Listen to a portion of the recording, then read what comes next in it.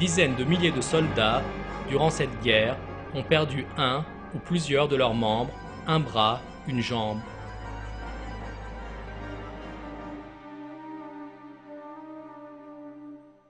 Les soldats, dont les yeux, le menton ou le nez avaient été déchiquetés pendant les bombardements, étaient si nombreux que des masques spéciaux furent créés en Europe pour dissimuler leurs visages défigurés. L'atroce souffrance causée par la Première Guerre mondiale influença également le monde des beaux-arts. Les œuvres d'art de l'après-guerre mettaient en scène la douleur et la folie humaine. Elles étaient révélatrices de l'état psychologique des artistes, ainsi que celui de toute une génération. Cette génération ressentait l'impact des misères de la guerre de façon si intense qu'elle fut surnommée plus tard la génération perdue.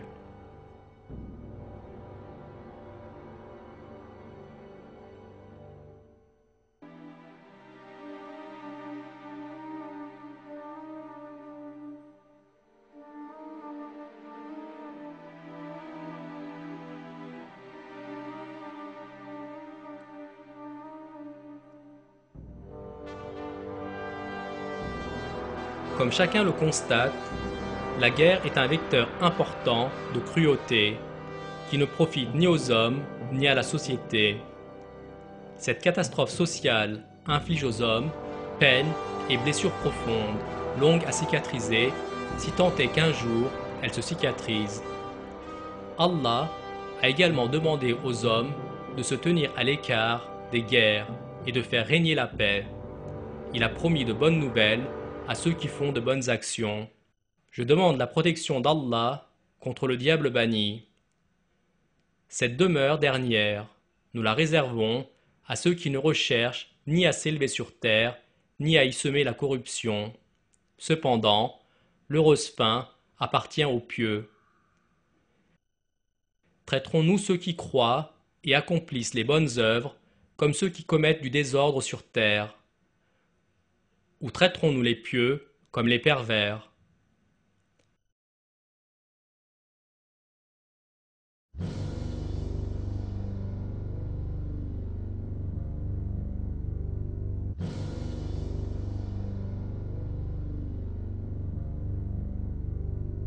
Pourquoi?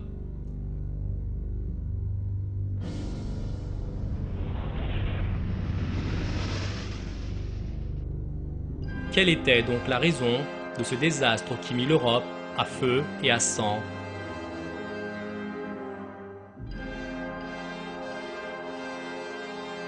Pourquoi les dirigeants de nations puissantes ont-ils précipité leur pays dans un tel marasme?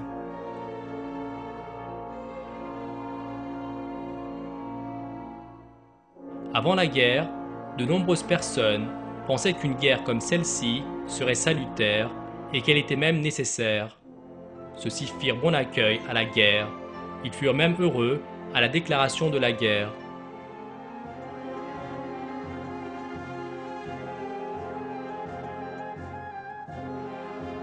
Les dirigeants étaient fiers d'envoyer leurs soldats sur les champs de bataille.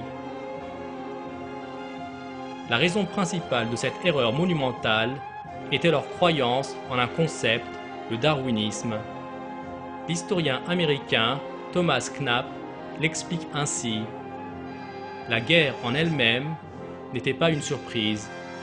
Elle avait été prévue dans de nombreux cercles européens lors de la décade ou encore avant 1914. Il y avait même pas mal d'éléments qui démontraient que de nombreux Européens de tous bords avaient fait un bon accueil à cette guerre. La guerre devait purifier, stimuler et rajeunir. Les systèmes éducatifs dans la plupart des pays européens furent touchés par une sorte de logique compétitive appelée darwinisme social, à travers laquelle la guerre était vue comme passionnante et anoblissante. Le darwinisme social n'était rien d'autre que l'application de la théorie évolutionniste de Darwin à la société.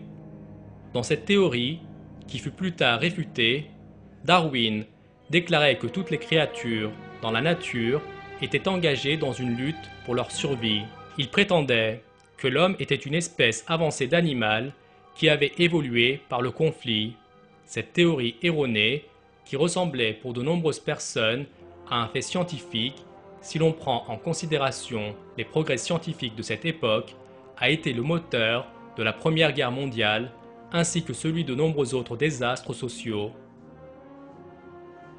Les journaux intimes et les correspondances personnelles des dirigeants européens de cette époque mirent en évidence l'influence du darwinisme social sur ces derniers. Ils rejetèrent, au profit du darwinisme social, le chemin d'amour et de moralité basé sur la miséricorde qu'Allah a révélée aux hommes. Par exemple, le général von Utzendorf, le chef de l'état-major de l'Autriche-Hongrie, a écrit ceci dans ses mémoires d'après-guerre. Les religions philanthropiques, les enseignements moraux et les doctrines philosophiques peuvent certainement parfois servir à affaiblir la lutte de l'humanité pour l'existence sous sa forme la plus brute. Mais elles ne réussiront jamais à l'enlever comme conduite du monde. C'est selon ce grand principe que la catastrophe de cette guerre mondiale est survenue comme une résultante des forces motrices dans les vies des États et des peuples, semblable à un orage qui finit par éclater.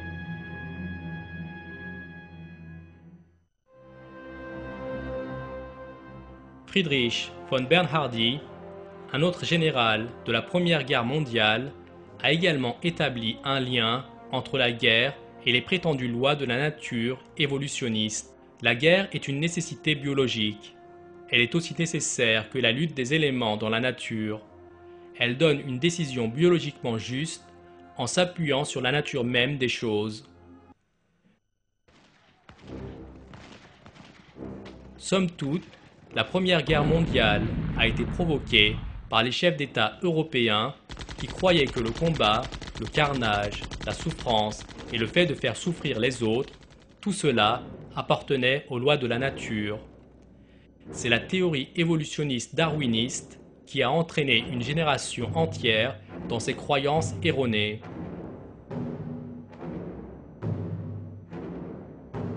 Le visage sombre et menaçant du darwinisme se dissimulait derrière le rideau de la guerre. Toutefois, contrairement aux affirmations de Darwin, les hommes ne sont pas des animaux qui survivent pour se combattre. Dans le Coran, Allah dit à propos des hommes qui provoquent les guerres : « Je cherche la protection d'Allah contre le diable banni. » Toutes les fois qu'ils allument un feu pour la guerre, Allah l'éteint, et ils s'efforcent de semer le désordre sur la terre, alors qu'Allah n'aime pas les semeurs de désordre.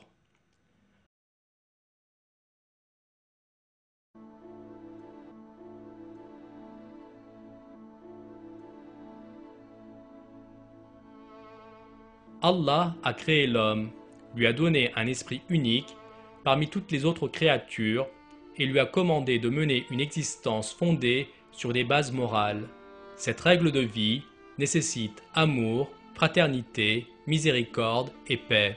Tout ceci ne pourra se faire qu'à une seule condition, que les hommes obéissent à cet enseignement afin que le monde puisse devenir un havre de paix. L'ordre divin qui apportera la paix et le salut à l'humanité entière est exprimé dans le Coran comme suit : « Je cherche la protection d'Allah contre le diable banni. » Et sois bienfaisant, comme Allah a été bienfaisant envers toi. Et ne recherche pas la corruption sur terre, car Allah n'aime point les corrupteurs.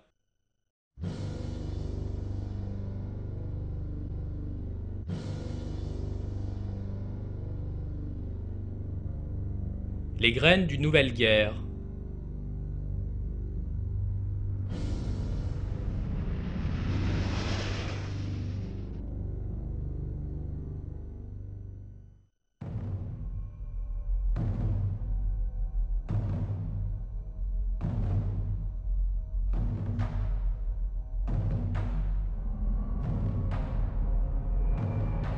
La Première Guerre mondiale était le fruit d'un système de pensée qui supposait que le combat et le carnage étaient une loi essentielle de la nature.